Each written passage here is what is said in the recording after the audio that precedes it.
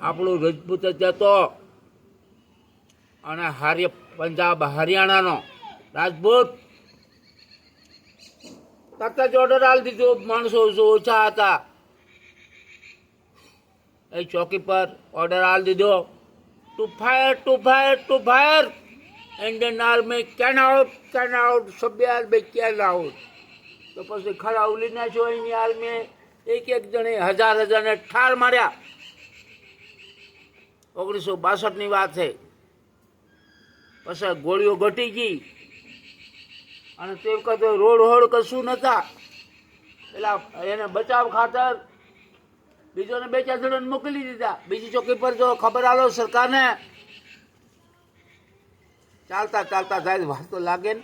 પેલા ચાલતા ચાલતા આવે તો એમને બી વાર લાગે. તો ખાડી ટેકરા, ખાડીઓ મોટી મોટી અને પહાડ પર પહાડી ઇલાકા.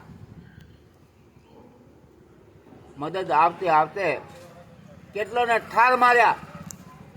પછી શું કર્યું?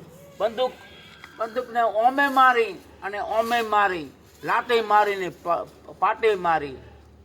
અને એક તો કમાન્ડર હતો ને પકડાઈ ગયો પેલા જોન્સનના હાથમાં. તો શું કર્યો?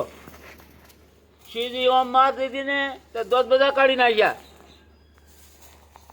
આ મારી જેવું જ હતું 7 શનિવારનું. એટલે એ રાજપૂત હતો, જાટલી દરબાર આ દરબાર હતો. પછી એટલા મદદ આવી જાય. પછી અરે ભાઈ ઝંડો ફરકાવી દો, ભાઈ ઘણી તો બહુ ફૂટે, ફાયરિંગ થાય, બિસરાલો છૂટે. એવાની મચ્ચે દોડ્યા અને ઝંડો રોપી દીધો. ઝંડો હિન્દુસ્તાનનો લહેરાઈ દીધો, તિરંગી ઝંડા. અને બોલી દીધું ગેટ આઉટ, ચલી જાઓ યહાં સે, હિન્દુસ્તાન હમારા હૈ. પછી ગોળી વાગી જાય એમ. તો આવી રીતે એમ છતાં પડ્યા, આવી રીતે છતાં પડેલા.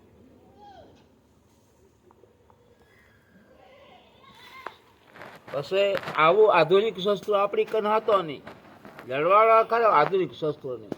વિમાનો સરકારે મોકલ્યા, ખખડ ગજ એ ત્યાં આવતે તે પૂરા થઈ ગયા. પણ લડવાળા બહુ સારું લડેલા. સેંકડાનો ધોવાડો કાઢી નાખ્યો. तो हो के चीन वाला हो कि हमारा कुछ मरा नहीं, इंडिया का मारा के बोलो. आते समय 4000 કિલો ચોરસ મીટર આપણો ઇલાકો આ લોકોએ પડાવી લીધું, પચાવી કાઢ્યો. હજુ એમને તાબે જ છે, એમને તાબે. મોદી એક વખત ડ્રોપ કરતા તો કહી દીધું ને, અમારું જે હે ને અમે માપીને ઇંચ માપીને લઈશું, છોડીએ નહીં. તાણે પાછો પડ્યા. ફરી પાછા ચડી આવેલા ગઈ સારું.